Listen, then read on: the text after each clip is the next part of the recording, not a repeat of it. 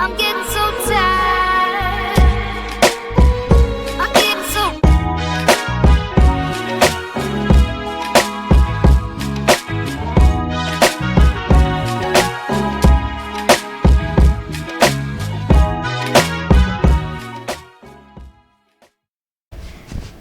Y'all know what's going on. It's time for another episode of Doing Time with Joe. I'm your host, Joe Baker, and welcome to the show, y'all.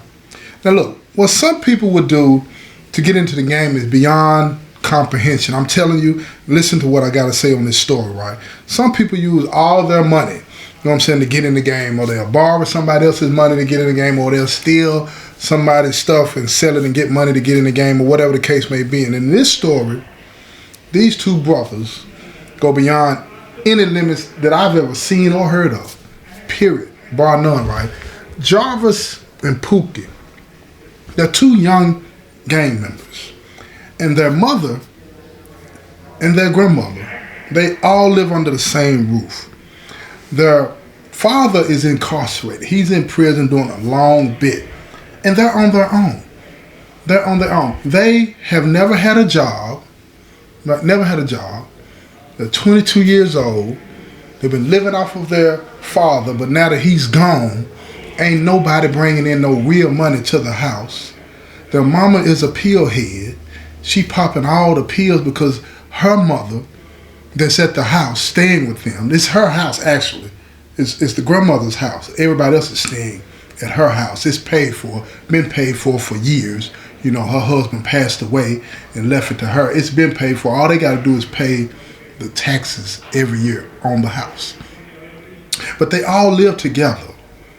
And their mother, she's been stealing her mother, which is their grandmother's, pain pills and taking them. She get these prescriptions for Percocet, Oxys, and all of this kind of stuff. So she's been just taking them and not giving them to her mother that needs them. Now, the grandmother, she's got dementia. She comes and goes, not really remembering what's going on. Most of her day is spent laying in the bed, moaning from the pain that she's suffering and being ignored by her mother and her grandkids, period. She just laying there. They go in there and they check in on her every now and then to see if she needs anything to eat. But as far as her pain, they give her, they get her the hot water bottles and put on her back and all this and that. It never helps. You know what I'm saying? When her son was out, when her son-in-law was out, he made sure that she got her medicine. He looked out for her. Even though he was in the street, he looked out for her. But now that he's gone, it's a free-for-all. It's a free-for-all. So check this out. A few months go by, and their mother gets hemmed up at a traffic stop. She got a couple of pills in her purse, free, hanging out, not even, cause let me tell you something. If you don't have the pills in the bottle, the prescription bottle that they come in, then you can get caught up. You got to have those pills in a bottle, and it better have your name on it. If not, you can get charged for possession.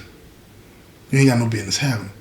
So she catches a case. She tries to tell them that they're hers and all this stuff, but the police are trained. They can see her eyes are glossy. She's high as a kite. They take her down to the jail. She makes that collect call, right? Her sons are at the house. They answer the call. She tells them, look, I got locked up. They said I had these pills and all this and that, which she did. She playing the role. You know how people talk on the phone when they call her from the jail, because everybody know that the police is listening. She tells them, I got caught up, I had these 2 pills, and now they're saying I'm going to go off to prison. I need y'all to help make my bond. What's she calling and ask them to make the bond for? They ain't got no money, she knows that. But she's desperate. She's an addict, and she's trying to find any way to get out. So her son them tell her, how we going to get you out? We ain't got no money. And she said, I need you to come down here to visit me. I'm going to tell y'all how to get me out of here. Okay? They said, okay, cool. They called her jail. They scheduled a visit because they can visit during the week. You know what I'm saying? It's a little different than prison. So they were right up on the day that they could go actually visit her for a couple hours. So they went down to visit her. And at the visitation, She's sniffing, nose running, scratching, all of these types of things that an addict does when they don't get what they need in their system. You understand what I'm saying? So she's talking to them and constantly looking around, and then she tells them, your granny gets a subscription, right, of pills. So now, well, prescription, not subscription, prescription. So now she tells them where they're at. Now they go get them when they get back home. The deal is that they go sell them and make her bond. Her bond is just $10,000. That means they need $1,000 to go to a bond to make the bond and get her out. So they get all of these pills because Granny had all of these pills. Some of them are older, whatever, but still, they still have value on the street. They got oxys and perks, right? They get them. They booming. They are booming. They get the money. They forget about mama. They tell her that they're not moving like that. They're not selling. They ain't got the money. Whatever excuse they can come up with when she calls home, they tell her. And then at some point, they even stop taking her calls. By now, she's starting to detox and get herself together. But that ain't going to change the fact that she got caught with them. So she goes in front of the judge, and the judge appoints an attorney. The attorney tells us that, look, here's the situation, because you've been in a couple of times, right? You need to take low and go. If you don't take low and go, we go to trial, we fight it out, and if they find you guilty, you might get anywhere from 10 to 12. If you plead out, I might be able to get you 5 or 6. That's the deal. So she tells him, look, try to work out somewhere she can get some paper. He said, I'll do my best, but there ain't no promises on that because you are a convicted felon and this is your 3rd time. Ain't no probation for a 3rd time offender. You see? So he goes to the DA. The DA says no, just like he thought, and he comes back. He got a deal for 6 years. She's reluctant to take it, but she has no choice. She can be out in 2. And she's got a little bit, you know what I'm saying, her feet up under her now because she's been off of the drugs for a few months now, so she's starting to feel herself. She's sober. She can handle it. She can handle it. And plus, she knows she needs to get off the drug, but she's really now worried about Granny because Granny's at the house with her 2 sons. Ain't nobody taking care of her because she's been thinking about all the different things that she did to Granny, not being there for her, not giving her pills and all this and that, just trying to make her feel comfortable and all this and that. Now she's feeling bad, so she calls her sons and she tells them, look, I'm going away to prison. And what I need y'all to do is to take care of your grandmama. Me and your daddy locked up. You got to take care of her. They promise that they're going to take care of Granny. They're going to make sure everything is fine. They're going to do everything that they're supposed to do. She told them, look, put some money on my books so I can take care of myself when I get there. They promised her that they would do all of that. All of that. And she told them, look, pay the taxes on the house. Pay the taxes. So she sits down that night after they promise all of this and that. She knows that she can't really trust her 2 sons. They're in the streets. They've already shown her that they're not going to do anything. They'll say whatever, but they don't have any respect for their mother, so they'll just disregard anything that they say, any promise that they make. It really means nothing to them. It's just part of what they do. So she sits down that night and she writes her husband that's at the other prison, the male prison, and she tells him her situation and what's going on and how bad it looks.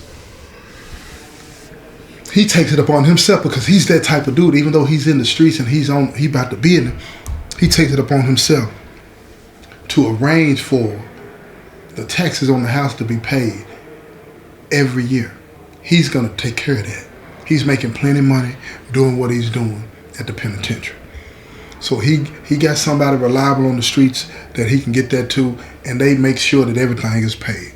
That's the business. So they don't have to worry about losing the house. He tells his wife when he writes her back that I'm going to have somebody go by there at least twice a week to clean up and make sure that, Granny's okay and all of those different types of things. So we're going to do the best we can with the situation that we have.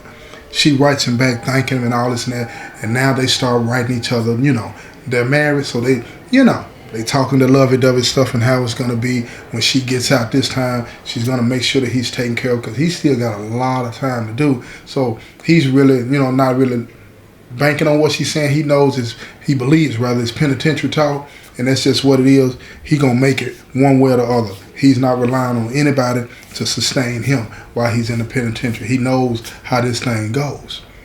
So Jarvis and Pookie out there, they blowing up. They blowing up. But see, one thing they didn't calculate.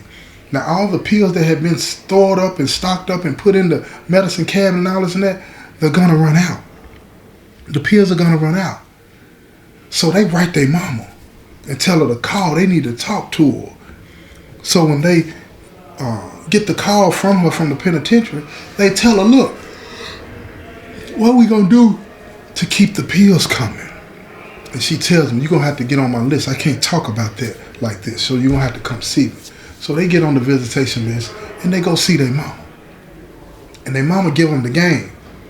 But she give them the game with stipulations. With stipulations. She said, look, I've been able to get your granny's script refilled every month through this particular doctor that I know. And if you don't do right by me, I'm going to tell him to stop. Period. Period. All you got to make sure is that when the time comes, when Granny goes in for her appointments, she's got to take a piss test. Because they want to make sure that the drugs are in her system. You understand? That's how they verify that, y'all. So they ask her, how are we going to do that? She said, I didn't have a problem because I would take Granny to the restroom and I would pee in the cup for her. That's what their mother's telling them. You're going to have a problem with that. What you're going to have to do is find some female to fill the gap. Somebody that you trust, that won't give up the business, when the time comes and when you take Granny to her doctor's appointment to make sure that she's going to continue to get her meds, take her down there. When she goes into the restroom, the woman you pick, the girl you pick, going to have to go in there and piss in the cup, bring her back out and give that cup to them as if it's Granny's. And if she continues to pass the piss test, she'll continue to get the pills. That's the move. That's the move, y'all. So here we go. They go find them somebody. They tell their mama everything gonna be just fine. She said, if you don't take care of me, no matter what you say or do, I'm gonna get this stopped. Period. She's mad because they didn't get out on bond. Even though, she's straight now, she still wanted up out of there. So here we go. Look, check this out. They go find this female, right, that they've been digging on and all this and that, and she been getting high and all of that kind of stuff, right? And they tell her, look, we're gonna pay you when we go to the doctor. Take our Granny down to the doctor with it. When the time comes to take her into the restroom to take the piss test, we want you to piss in the cup. She agrees. She know the move. She know the move. They give her a little slick $100, but she tell them, you got to give me some pills too. They promise her, I got you. I got you. Now look, this female, she's struggling. She's, sleeping from pillow to post, spending the night at different guys' houses, having to do things, to be able to stay. So she tells them, she said, look, why don't y'all let me move in? I'll help take care of your grandmama. You feel what I'm saying? And I got somewhere to live, keep the house clean and all this and that. And, we can do what we do. She don't care that it's both of them. She just wants somewhere to live. Times is hard out there on them streets, y'all. Yeah, it's just what it is, right? So they agree to all of that. So the time comes, they go down there, they take the piss test. Everything is fine. Everything's running good. They go to the doctor, the pharmacist, right? And they tell the pharmacist is looking for their mother. He said, where's Lynn at? She's normally the one that brings this down here. And they tell him that she can't come, but she's going to be sending us from now on. He give them that strange look. And he says, can I trust y'all? And they're like, yeah, you can trust us. She told us to let you know what was going on. And he tells them, tell her to call me. Tell her to call me. And they say, okay. They don't tell them. They don't tell them now that she's in the penitentiary. They don't tell them that. They don't tell them that at all. But they tell them, okay, we'll tell mama to call you, right? So they get out. They got the script. Everything is good. And when they get to the house, they pay girl, give her a few pills. She cleaning up. She cooking. They got plenty of groceries in the refrigerator. Granny is in her room, still moaning, hurting from the pain. And she's letting them know her back is hurting. She knows what's going on, but when she talks, it's like barely at a whisper. And nobody's paying attention to her. But see, this girl that's at the house now, she takes a liking to her. She's cleaning her up and all this and that. And she tells them, look, she needs to take her pills. It won't take much for her because she's so old. You know what I'm saying? I can break them in half and break them into quarters and feed them to her as she needs them. You know what I'm saying? Because she needs to relieve that pain in her back. And they agree, but they kind of upset by it because they looking at, we losing money. She okay. She ain't been taking them. They don't care about Granny. So she get a couple of pills and break them into quarters, right? That's enough. She feed Granny one of the pills. She's fine. She's able to sleep. She's feeding her. She done bathed her. She's sitting there talking to her, reading to her, just enjoying Granny's company, and Granny's enjoying her company, you know? But Jarvis and Pookie running in and out of the house, doing all kinds of things, taking care of the business, putting money up, getting money. They're getting it. Everything seems to them to be just okay. Phone rings. It's their mother calling from the penitentiary. She asked them, how did things go? They tell her everything is fine, but the pharmacist said to give him a call. She said, give him a call and I'm going to holler at him real quick. And then they tell him, look, they tell her, said, we didn't tell him that you were locked up though. She said, that's okay. I'll talk to him. Everything's going to be fine. But remember what I said. If you don't take care of business and put money on my books, this won't continue. Now they're making a lot of money. A lot of money. A lot of money. And they can get plenty more. They just got to play ball. So she calls the pharmacist, tells him everything that's going on, and he was like, okay, fine, I'll let it keep rolling, you know what I'm saying? But you let me know if everything is the way you want it or not, and if not, we're going to stop this. Now, they hear this conversation because they're on the three-way. So they know Mom got them in the hoop. Mom got them in the hoop. They got to do what she say do, or they won't be able to eat no more. Because look, so everybody that's a gangster that's in the street ain't a money getter, y'all. Ain't a money getter. They were just part of the game, twisting in the wind, relying on any little scheme to come through. Somebody drive through, pick them up, ask, you want to go do this, you want to go do that. That's how they was living before this. Now Jarvis and Pookie got people asking them for favors. And they like how that makes them feel. They like that feeling that they matter to somebody. They're relevant in the game now. They want to make moves. They don't want to be ignored. And that's how this being able to remove this stuff is making them feel. Now check this out. They send Mom the money. First month, second month, third month. Everything is going the way it's supposed to go. Then some stuff starts to happen. Jarvis get him a girlfriend, right? She wants to go out and do some things. Now, he's supposed to send Mom, because they alternate between Jarvis and Pookie who sends the money, you know what I'm saying, each month. One do it, then the next one do it. This time it's Jarvis' time, but at the same time, Jarvis' girl wants to go out. So he's like, I'll send Mom her money another time. Mom checks her books. The money ain't there. She makes the call to the house. Where's my money? Pookie tell her, Jarvis supposed to take care of it. She said, I don't care which one of y'all supposed to take care of it. It ain't on my books. Where's my money? Now, you got to keep in mind, y'all, it ain't a lot of money. It's a couple of $100 a month. That's it. They making thousands. They making thousands. They just greedy and ungrateful. That's period, point blank. But that's how most street people are. They're ungrateful, right? And they're greedy. And they're deceitful. But check this out. Anyway, let's get back to the story. Y'all don't want to hear me preach. But here's the thing. Jarvis come home. Pookie said, man, look here. You didn't send Mama her money. He said, oh, man, I forgot. I went out. I'm going to do it in the morning. Pookie tell him, no, you got to go do that now. Because Mom pissed. So he go take care of the business and send the money. She gets up the next day. She sees the money there. She calls the house. She said, okay, fine. But don't get to playing with me. She sees you real suspicious. And when you're in the penitentiary and things are not done the way you want them done, how you want them done, when you want them done, you start to have doubts about what's really going on. And you start to question everything. And somebody could tell you the truth about the situation. You don't want to hear that. You don't care if it's the truth or not. What you know is that it didn't happen when it was supposed to happen, how it was supposed to happen. And you don't want that to happen again because, see, prison is about routine. And if you don't get into a routine, you stay nervous and anxious all the time. You're going to be anxious anyway. But when the routine that you develop for yourself, how you interact with your people, how you interact with the other inmates, how you interact with the people that work at the prison, if that gets disrupted in any small way, it throws you off. It throws you off because you want to make sure that the world that you've created for yourself continues to function in a way that's beneficial to you and not everybody else, but to you. And if you want to know how this story goes and how everything continues to benefit Lynn in the penitentiary, you got to tune in to the next episode, right? Because the story's going to get better. This has been another episode of Doing Time with Joe. I'm your host, Joe Baker, and I say peace, y'all.